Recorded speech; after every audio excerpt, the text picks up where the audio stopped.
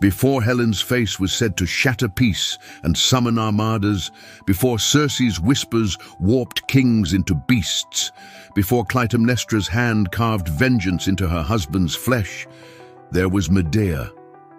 And unlike those women, Medea was not remembered for beauty that toppled empires, or sorcery that humiliated warriors, or even a blade that ended a king. She was remembered for something darker, for devastation so complete that no one near her escaped unscathed. Her father, her brother, her children, her husband, their lives were threads in her tapestry of fire and ruin. She did not stumble into tragedy. She chose her path, and each step scorched the world beneath her feet. This is not a tale of innocence lost to cruelty. It is the tale of devotion sharpened into a weapon, of loyalty so absolute that when betrayed, it inverted into vengeance. It is the tale of a woman who gave more than anyone should ever give, and when stripped of it all, took back everything in flame and blood.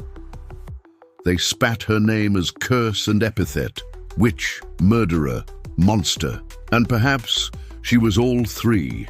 But she was also queen, granddaughter of the burning sun, and above all, a woman who refused to vanish into silence. And when Jason, the hero who owed her his life, cast her aside, she did not fall to her knees. She did not cry out for mercy. She burned, and in burning she became unforgettable. This is the story of Medea, sorceress of Colchis, betrayer of kings, mother who defied even her children, and the one woman the gods themselves should have feared. Medea, the woman who defied fate. In the vast landscape of Greek mythology, most women are written as objects of fate, pawns of gods, daughters married off, or prizes claimed by men. Medea breaks this pattern. She is not carried helplessly by destiny, she shapes it. Her story is defined not by what was done to her, but by what she chose to do. When Jason arrived in Colchis, she could have watched him fail and left him to die, as countless strangers had before. Instead, she stepped forward.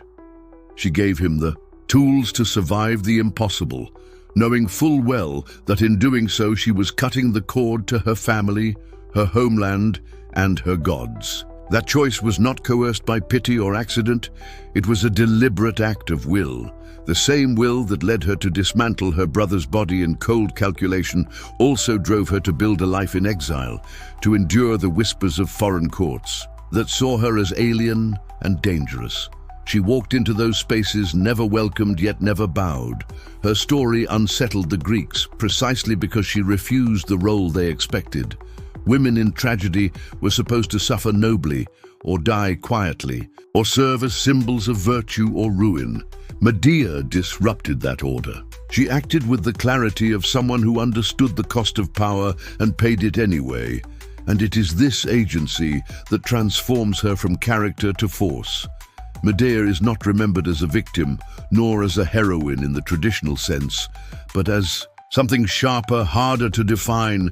She embodies the terror of a woman who will not be contained, and the fascination with a figure who crosses every boundary of loyalty, morality, and expectation. Medea's name became more than myth. It became a question. What happens when the silent decide to speak, and when the powerless decide to act? Origins of Medea. Medea was born in Colchis, a land the Greeks feared and exoticized. To them, Colchis was the edge of the known world. Thick forests, endless rivers, mountains clawing at the sky. A place where gods lingered, where dragons never slept, where magic breathed in the soil itself. Her father was King Aeetes, notorious for cruelty and cunning.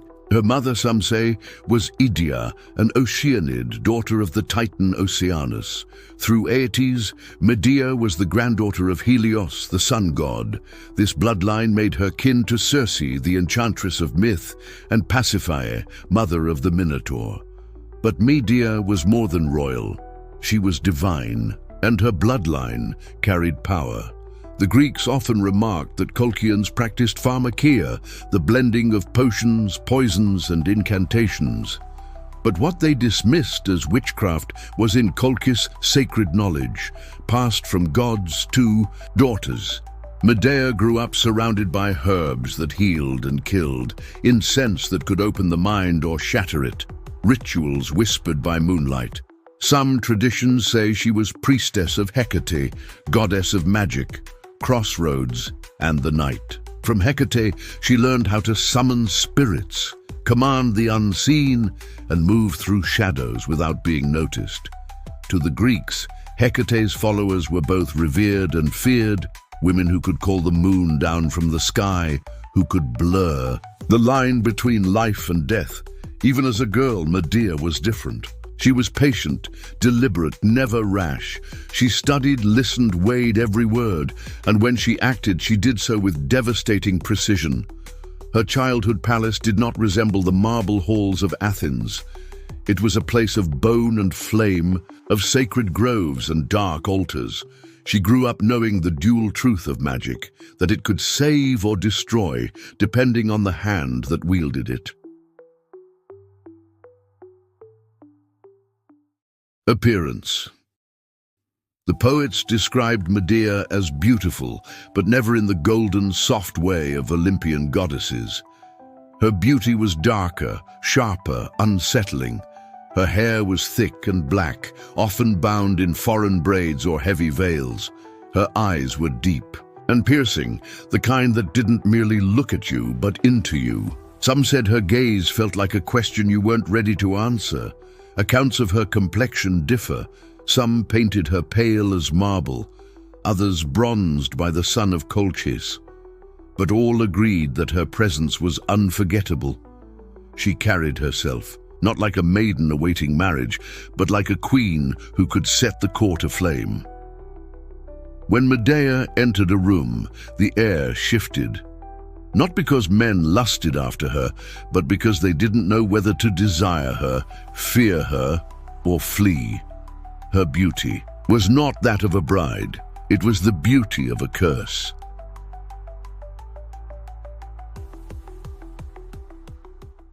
Nature of Medea.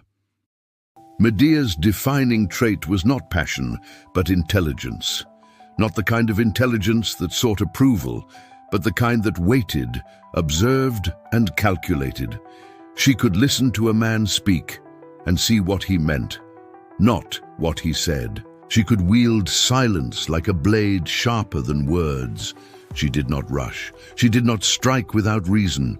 When Medea loved, she gave herself wholly, recklessly, as though there were no tomorrow. But when betrayed, she did not lash out in blind fury. She waited.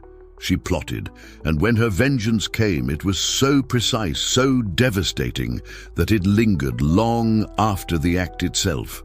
She was not ruled by emotion, but she knew how to use it. She could beg, comfort, plead, soothe kings into forgetting her danger, but beneath her gentleness there was always a sealed jar of poison waiting to be opened. To those she loved, she was loyal, irrationally, ferociously loyal. But betrayal transformed her into something unrecognizable. Medea never forgave. She never forgot. And when she struck, the cost was always greater than anyone imagined. Medea's powers. The Greeks called her Pharmakis, a sorceress, but her power wasn't flashy. It wasn't thunderbolts or storms. It was subtler, more frightening. She understood the veins of plants as if they were veins in a body. She could grind roots into powders that healed fever or induced madness.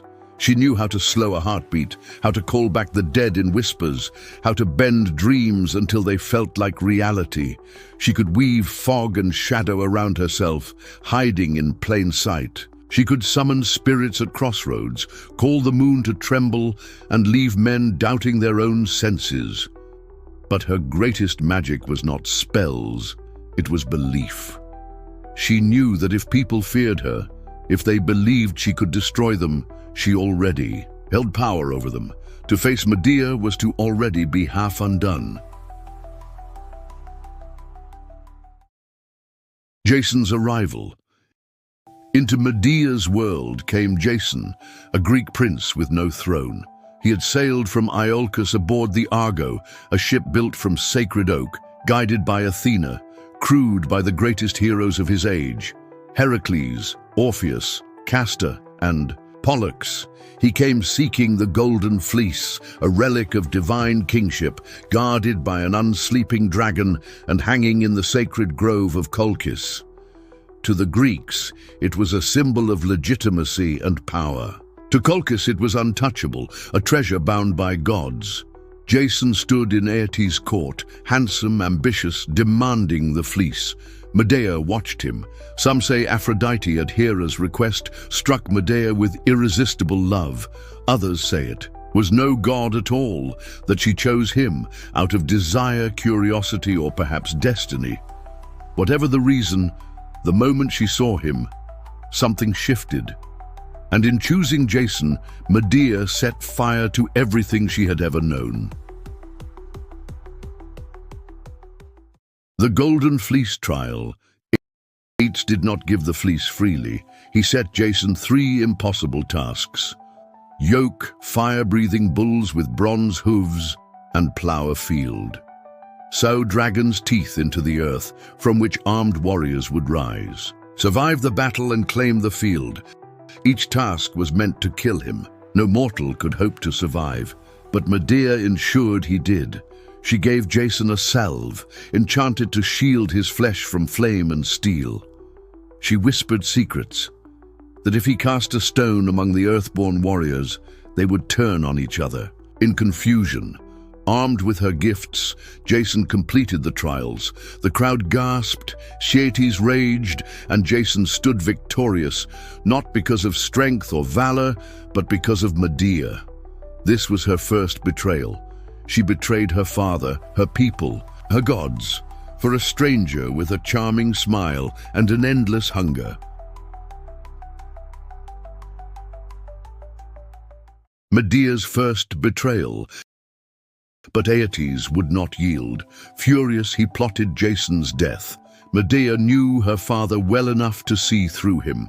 Jason would not leave Colchis alive, not with the fleece. So Medea led him to the sacred grove, where the fleece glowed like captured sunlight. Beneath it lay the dragon that never slept. Its coils shimmered like iron, its breath hissing with venom. Some say Medea sang to it, her voice weaving lullabies of shadow until its eyes closed. Others say she drugged it with potions, herbs that clouded even a monster's mind. Either way, the dragon fell still, and Jason seized the fleece, but escape was not simple. Aeetes gave chase with a fleet of ships, led by Medea's own brother, Apsyrtus. Here the myths diverge, each darker than the last. In one version, Medea lured Apsyrtus into a parley, and Jason killed him in ambush. In another, Medea herself struck him down, severing his body to delay pursuit. And in the most horrifying version, Apsyrtus was a child, her own younger brother, whom she had taken with her, knowing she would use him as ransom or shield. When her father's ships closed in, she cut the boy into pieces, casting them into the sea. Aeetes stopped to gather the limbs of his son, grief-stricken, while Jason and the Argonauts escaped. The sea closed over Apsyrtus. The Argonauts fled into legend, and Medea never spoke of it again. The poets flinched to describe this act. Even in a mythology filled with blood and betrayal, this was different. It was calculated, deliberate, and merciless. And Jason, the man for whom she had shattered her world, never asked what it cost her. Medea and Jason in exile. The Argonauts returned to Iolcus not as fugitives, but as heroes. Jason carried the Golden Fleece, the impossible prize that had haunted kings. Medea walked at his side, the foreign sorceress who had made it possible. But triumph turned quickly to suspicion. Jason presented the fleece, but Pelias, the usurper who had driven him to seek it, had no intention of stepping down. He was an old man hardened by rule, and Jason had no plan beyond ambition. So Medea devised one. She approached Pelias's daughters in secret and promised them a miracle. To prove her power, she took an old ram, cut its throat, boiled it in a cauldron with herbs, and pulled from the bubbling pot a lamb, reborn and bleating. The princesses gasped. Medea had reversed death. She offered them the same gift for their father. Blinded by hope, the daughters killed Pelias and cast him into the cauldron. But no youth emerged, only blood and bone. Medea had tricked them into patricide. Jason's enemy was gone, but so too was his legitimacy. He had gained nothing but the whispers of witchcraft, murder, and scandal. The throne of Iolcus did not open to him. Instead, Jason and Medea were cast out, forced into exile once more. They fled to Corinth. There, for a time, it seemed the storm had ended. Jason was given a place of safety, Medea a home. She bore him children, sons by most accounts, though the number shifts between storytellers. The sorceress became a mother, the exile became a queen. For years she lived in silence, cloaking her fire in the role of wife and mother. But Jason's ambition never slept. Medea as mother. In Corinth, Medea raised her sons in a city that never fully accepted her. To the Corinthians, she was always the outsider, the barbarian woman from the edge of the world, a queen who whispered to herbs and stared too long into shadows. Her children were her tether. They made her more human in the eyes of the city, softened her sharpness, gave her a role beyond sorcery. She was a mother, not just a witch. But Medea as mother was still Medea, fierce, protective, unwilling to let anyone harm what she had given life to. In some versions, she took pride in raising boys who might inherit power, boys who could prove she belonged in Greece. In others, her children are shadows in the story, barely named, as if the poets themselves feared to dwell too long on them. Motherhood, however, became her greatest vulnerability. It tethered her to Jason more tightly than love ever had. And when betrayal came, it was not just her pride he shattered, it was her entire world. The betrayal that broke her. Jason looked beyond his household, beyond the family he had made with Medea. His eyes turned to the throne of Corinth, ruled by King Creon.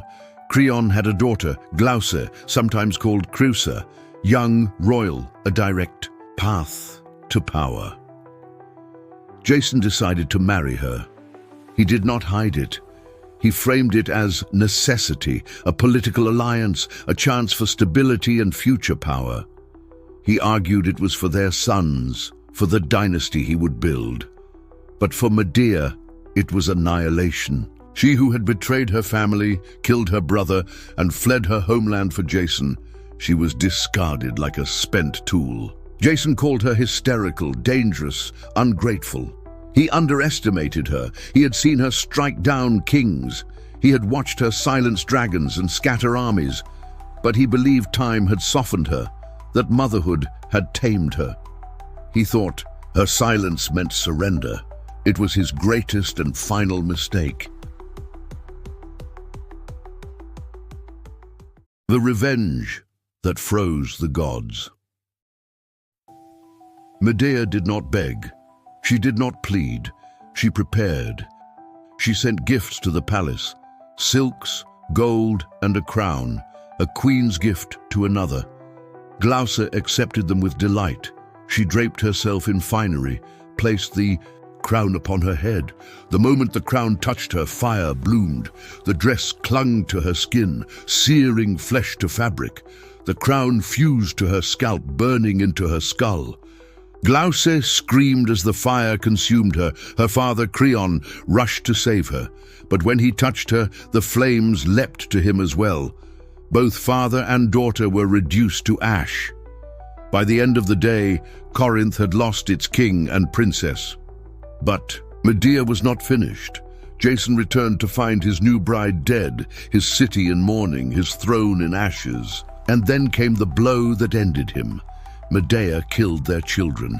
The reasons differ in the myths. In Euripides' play, Medea kills them herself, believing it the only way to wound Jason beyond repair. In other traditions, the Corinthians, furious at Medea, murdered the boys, and she was blamed for it. In yet another, she killed them to protect them from exile, from revenge, from the certainty of a life cursed by her deeds. Whatever the truth, Jason's sons were dead, his legacy destroyed, and Medea did not remain to answer for it.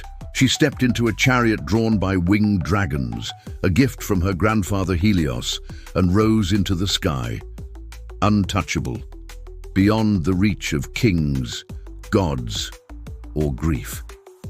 Jason collapsed, broken. He had won the Golden Fleece. He had led heroes across the sea. But in the end, he was a man who underestimated the woman who had given him everything. Medea's legacy in literature. The Greeks could not let her go. Euripides' Medea shocked Athenian audiences in 431 BCE. They were accustomed to seeing women punished, silenced, or destroyed on stage. Instead, they watched Medea win. She outwitted Jason, killed his children, and escaped without consequence. No deus ex machina descended to strike her down. In fact, the gods seemed to aid her.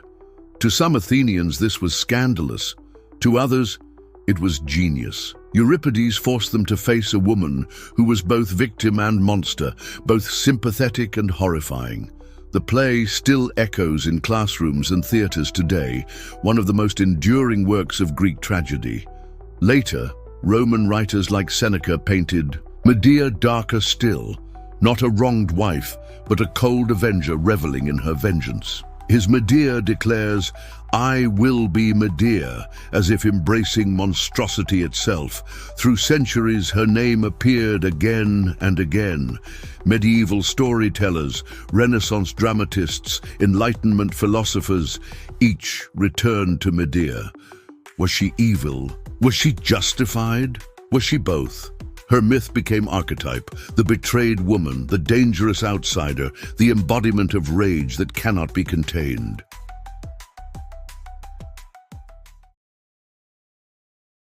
What became of Medea? After Corinth, her story fragments into whispers. Some say she fled to Athens, where she married King Aegeus. She bore him a son, Medus. But when Theseus returned, Medea feared her child would be cast aside. She plotted to poison the young hero, but Aegeus recognized his son in time and struck the cup from Theseus's lips. Discovered, Medea fled once again. Others say she returned to Colchis, where she found her father deposed. In one version, she helped her son Medus reclaim the throne, securing her family's power. In another, even Colchis rejected her, her homeland, lost forever. The strangest tales say she never died at all, that she slipped beyond the mortal realm into the domain of gods and spirits. Some whispered she lived eternally in Hecate's service, wandering at crossroads, forever casting shadows on those who invoked her name. Her ending is as elusive as her life. Fitting, perhaps, for a woman who was never bound by rules, gods, or men.